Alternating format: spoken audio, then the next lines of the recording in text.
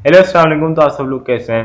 मैं एक ऐसा इंसान हूँ, एक ऐसा यूट्यूबर हूँ, अगर मुझे कोई भी अपने इवेंट में एज गेस्ट स्पीकर इनवाइट करता है तो मैं किसी सोचने के बगैर या कुछ भी सोचने के बगैर मैं डायरेक्ट उनको हाँ बोल देता हूँ, यार मैं आ जाऊँगा। तो इसी तरह मुझे एक इनविटेशन आती है मेरे कज़न के थ्रू, माज नाम है उसका। एक इवेंट हो रहा है एनआईसी, जो कि नेशनल इंक्यूबेशन सेंटर है एनईडी के अंदर। तो वहाँ आपको एज अ गेस्ट स्पीकर बुलाना चाह रहे हैं, तो आप आना चाहोगे? मैंने कहा यार क्यों नहीं आना चाहूँगा। मैंने उसे हाँ बोला और 21 नवंबर को ये इवेंट था। तो मैं वहाँ गया, वहाँ मैंने एक स्पीच दी थी छोटी सी। वहाँ और भी गेस्ट स्पीकर आए हुए थे, लेकिन मेरी कहीं शाम में दावत थी तो फैमिली के साथ जाना था। मैं और गेस्ट स्पीकर्स की वो नहीं सुन सका स्पीच, लेकिन अपनी मैं देकर आ गया था और कुछ एक्टिविटीज़ की थी। पहले आप स्पीच सुने, फिर बाकी बातें बाद में करते हैं। की वजह ये थी कि पाकिस्तान में सच कोई मतलब कोई अपॉर्चुनिटी नहीं देता डिसेबल्ड लोगों को। ज़्यादा कंपनीज जो हैं अपॉर्चुनिटीज़ नहीं मिलती है, लेकिन यूट्यूब एक ऐसा प्लेटफॉर्म था जहाँ मैंने समझा कि एक अपॉर्चुनिटी का वो है, चांस, मतलब अपॉर्चुनिटी मिल सकती है लोगों। तो मैं 18 years old हूँ और I suffer from condition called cerebral palsy which hinders my muscle movement. मतलब कि मेरे मसल मूवमेंट जो है मेरे कंट्रोल में नहीं है ज़्यादातर। तो मैं अपना जो फ़ोन वगैरह जितनी वीडियोस वगैरह एडिट करता हूँ अपनी नाक से करता हूँ। मुझे एक यूट्यूबर है द ग्रेट मोहम्मद अली ने रीच आउट किया, मैंने उनको रीच आउट किया और उनका मेरे पास मैसेज आता है कि यार मुझे तुमसे मिलना है। मैंने उन्हें बस ये मैसेज किया था, I am your biggest fan, ये मेरी वीडियो है, आप अगर आपको अच्छी लगे तो देख लेना। उन्होंने कहा मुझे तुमसे मिलना है। तो मैं उनसे मिलने गया, उन्होंने कहा तुम में मुझे सलाहियत लग रही है कि तुम एक आगे जाके ना बड़े फेमस यूट्यूबर होगे और मोटिवेशनल स्पीकर होगे, और मैं तुम्हारे साथ कोलैब कर रहा हूँ, ये वीडियो मैं लगाऊंगा और तुम्हें शाउट आउट दे दूंगा। उन्होंने वीडियो लगाई कोई उस शूट के 1 month बाद, और उन्होंने उस वीडियो ने मुझे एक बूस्ट, कहते हैं ना, बूस्ट दिया उस वीडियो ने मुझे। 1K सब्सक्राइबर्स हो गए। और फिर जब मैं कंसिस्टेंट हुआ तो खुद ब खुद यूट्यूब, अगर आप कंसिस्टेंट हो तो यूट्यूब आपको खुद ब खुद सब्सक्राइबर्स व्यूज़ वगैरह देती रहती है। तो बस यही था कि मैं बचपन से ही अपने मुश्किलों का हल खुद ही निकालता हूँ। एक मोमेंट ऐसा था जब बच्चा छोटा होता है, मैं बचपन से प्रैम से व्हील चेयर से फिर मतलब वॉकर से प्रैम से व्हील चेयर, कभी खुद नहीं चला या कभी खुद अपना मतलब कुछ किया नहीं था। मैं यही करता था, किसी और पर रिलाई करता रहता था। लेकिन फिर एक टाइम ऐसा आया कि मैं बच्चों को देखता था कि बच्चे भाग रहे हैं, दौड़ रहे हैं, लेकिन मैंने कहा कि अब मैंने वो बात नहीं सोचनी, अब जो मैंने अपनी मुश्किलों का खुद ही हल निकालना है। तो मुझे क्रिकेट का बहुत शौक था, तो मैंने एक दिन एक अपने दोस्त को बुलाया, मेरा नेबर था, उसने वो आया मेरे पास। मैंने कहा आओ क्रिकेट खेलते हैं। तुम कैसे खेलोगे? मैंने घर के अंदर नीचे बैठ के कहता आओ खेलते हैं। फिर उस चीज़ से मैंने कहा कि यार कुछ ना कुछ हल निकल सकता है। मैंने कहा जो चीज़ इंसान के हाथ में ही नहीं है उससे क्यों बंदा अल्लाह मियां से शिकवा करे। तो मैंने फिर आगे इसी तरह और मुश्किलों का हल निकाला। जब ये स्मार्टफोन्स नए नए आए, बिल्कुल मतलब जो एंड्रॉयड, तो मेरे पास एक टैबलेट आता है जो कि मेरे ताया ने मुझे गिफ्ट किया था। तो मैं अब सोचता रह गया किस तरह इस्तेमाल करूँ। मैंने उंगली से ट्राई किया, लेकिन मैंने आप लोगों को जैसे बताया मेरे हाथ में कंट्रोल में नहीं है, तो वो मेरे से बिल्कुल भी हुआ ही नहीं। मतलब होता था मैं ए टाइप करना चाहता था, वो कुछ और हो जाता था। तो फिर मैंने चिन से ट्राई किया, चिन से भी नहीं हुआ। फिर मैंने कहा यार नहीं यार, कुछ हल निकालना पड़ेगा इस बात का। कोई मतलब आपको ना मतलब अब हार नहीं माननी। मैंने फिर अपनी नाक से ट्राई करना शुरू किया, और जैसे ही मैंने नाक से किया मैंने कहा ये किस तरह हो रहा है। अगर आप मतलब फिर मैंने काफ़ी मतलब अम्मी अबू भी कहते थे कि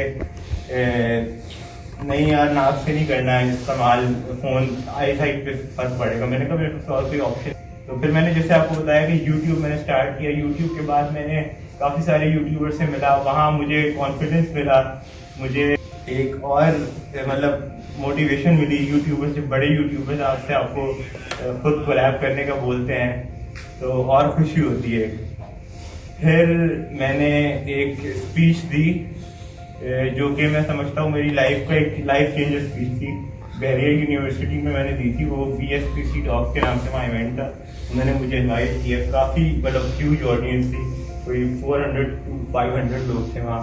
मैं मतलब सोचता था, पहले तो डर लगता था मुझे कि कैसे बोलूँगा इतने लोगों के सामने। लेकिन मेरे कज़न जो कि जिनसे मैं हर बात पूछता हूँ करने से पहले, शयान भाई मेरे बड़े भाई की तरह हैं, लाहौर में होते हैं, जिन्होंने मुझे यूट्यूब स्टार्ट करने का बोला था।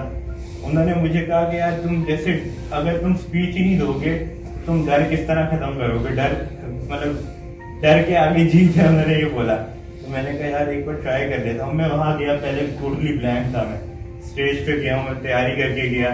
उन्होंने मुझे फिर जब ऑडियंस ने थोड़ा बूस्ट दिया, मतलब तालियां वालियां बजाई, फिर मुझे थोड़ा सारी बातें ऐसे से याद आ गई तो मैं याद करके आया हुआ था। फिर उसके बाद मुझे इतने इवेंट्स में गया मैं, 2-3 और इवेंट्स में, तो मेरे पास एक कॉन्फिडेंस आया। पहले मैं लोगों से बात नहीं कर पाता था, अब मेरे सामने अब कोई जितने लोग बिठा दें मुझे कोई मसला नहीं होता। मैं एक स्पेशल चिल्ड्रन के स्कूल में पढ़ता था बचपन में, तो वहाँ तो ABCD से ज़्यादा कुछ पढ़ाते ही नहीं थे, 1 2 3 या ABCD। फिर वहाँ मैंने एक स्पीच दी, छोटा सा रहेंगी थी, मिस साइमा काशिफ।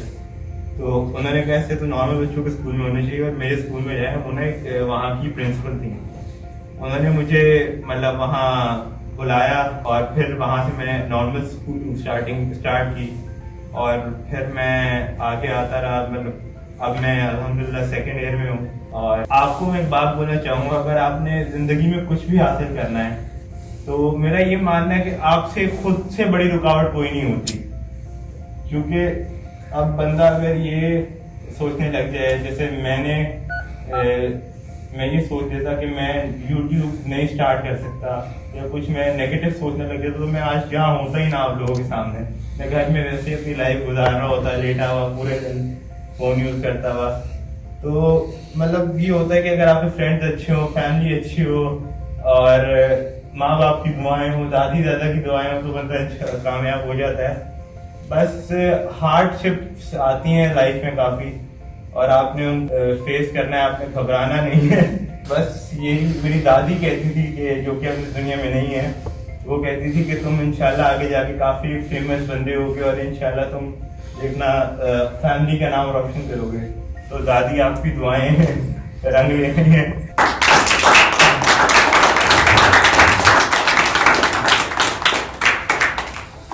और कोई आप लोगों को क्वेश्चन देंगे। और इन्होंने बगैर किसी चीज को सोचे हुए और आज ये माशाल्लाह से बड़े, मैं रिस्पेक्ट करता हूँ। मैंने बोला आज तक मैंने कभी ऐसा कोई यूट्यूबर नहीं देखा, क्योंकि हमने यूट्यूबर्स बड़े देखे हैं पर उनके पास रिसोर्सेज बियॉन्ड है और इनके पास ऐसे मुझे लगता है कि ऐसे कोई रिसोर्स भी नहीं थी। कुछ जो इन्होंने किया वो खुद से ही किया। मैं यहाँ एक बात ऐड करना चाहूँगा, जैसे आपने कहा कि बड़े यूट्यूबर्स के पास और लोग मेरे पास बहुत सारे मैसेजेस आते हैं यूट्यूब पे, सॉरी इंस्टाग्राम पे, तो ये ना यार मेरे पास इक्विपमेंट नहीं है कि मैं किस तरह यूट्यूब स्टार्ट करूँ।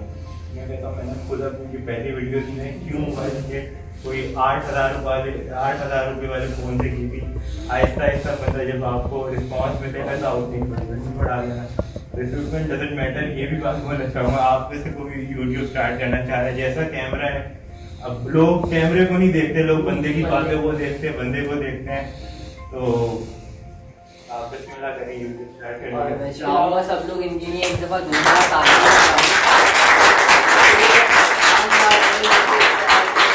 और जब मैंने ये स्पीच दी इसके बाद मेरा एक तो कॉन्फिडेंस लेवल वैसे ही बंदे का बूस्ट हो जाता है, मतलब कॉन्फिडेंस लेवल बढ़ जाता है इंसान का जब वो ऑडियंस के सामने कोई स्पीच देता है। और एक ना मैंने लंबी सांस ली कि बस यार नमीर अब स्पीच हो गई, अब टेंशन नहीं लेनी है तुमने ली हुई 2-3 दिनों से कि मैं क्या बोलूँगा वहाँ जाके। लेकिन एक बार जब मैं स्टेज पे चला जाता हूँ फिर तो खुद ही बातें आती रहती हैं दिमाग में। और फिर उसके बाद मैंने एक एक्टिविटी की थी, वो एक्टिविटी ये थी, कुछ मैं रूल समझा देता हूँ उसके। 5 टीम्स बनाई थी, उनमें एक टीम में 2-2 बंदे थे। तो आपने अगले अपने पार्टनर को, वो ब्लाइंड फोल्ड होगा, मतलब उससे आंखें पट्टी बंदी होगी आंखों पे, और उसको आपने गाइड करना है। ऑब्स्टिकल्स रखे हुए सामने उसके, मतलब उसे टच करे बगैर आपने उसे अपने पास बुलाना है आवाज देके। मैंने वो एक्टिविटी की थी, तो काफी मुश्किल थी लेकिन पार्टनर अच्छी थी तो उन्होंने कर लिया था। तो वो देखें आप आगे आगे।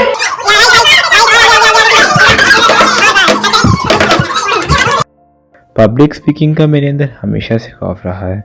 मुझे जब भी ये कहा जाता था कि स्पीच दो, मगर मेरे अंदर का डर कभी भी मुझे हिम्मत नहीं देता था। लोग क्या कहेंगे, गलत बोल दिया तो हंसेंगे, मगर अपनी इन 3 से 4 स्पीचेस में मैंने एक बात ही सीखी है, हमें अपने अंदर के डर से कभी डरना नहीं चाहिए, क्योंकि वो डर ही होता है जो हमें मेहनत करने पर आमादा करता है। और ये मेरी गारंटी है, आपके भाई की गारंटी है कि जब भी आप कोई ऐसा काम कर लेते हैं जिससे आपको खौफ आता हो या जो आपको मुश्किल लगता हो, वो काम आपको अगली मर्तबा आसान लगता है, क्योंकि हमारे अंदर वो कॉन्फिडेंस और हिम्मत पैदा हो जाती है। तो दिस इज़ अमीर उस्मानी साइनिंग ऑफ।